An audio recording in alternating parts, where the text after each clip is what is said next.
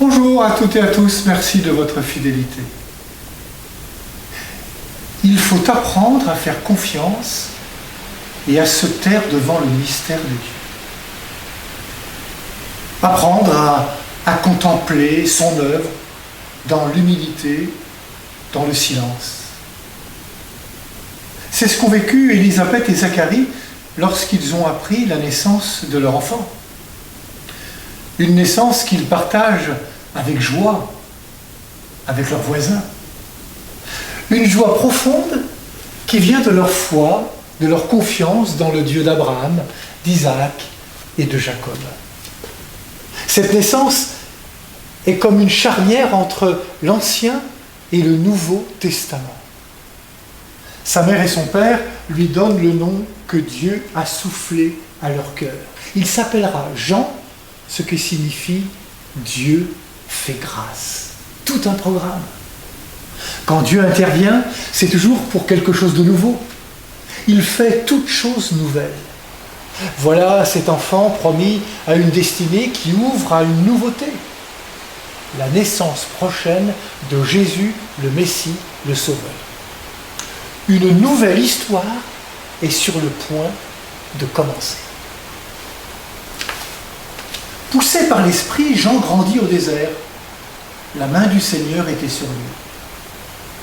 Devenu prophète, sa voix attire les foules pour un baptême de conversion.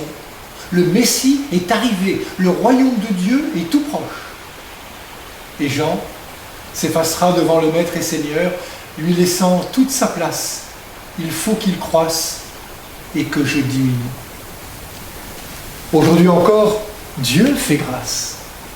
Sommes-nous en situation pour discerner sa présence agissante ?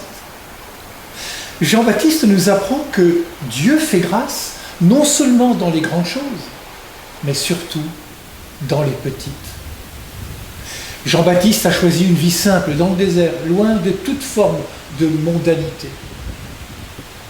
Pour reconnaître cette présence du Seigneur au cœur de la vie, il faut un cœur de pauvre.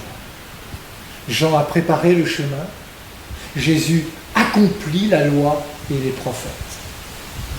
Au jour de notre baptême, nous avons reçu la mission d'être Christ, prêtre, prophète et roi. Prêtre, faire de nos vies une offrande, un don pour les autres et pour Dieu. Prophète, recevoir la parole de Dieu, la méditer, la comprendre, l'annoncer par le témoignage de notre vie. Roi, être au service du peuple et notamment au service des plus vulnérables, des plus fragiles, des plus pauvres, en réalisant ce verset du psaume 84, « Amour et vérité se rencontrent, justice et paix s'embrassent. La vérité germera de la terre et du ciel se penchera la justice. » Jean-Baptiste a préparé la venue du Seigneur, à nous de préparer le retour du Seigneur. Bonne journée à toutes et à tous, prenez bien soin de vous et des autres.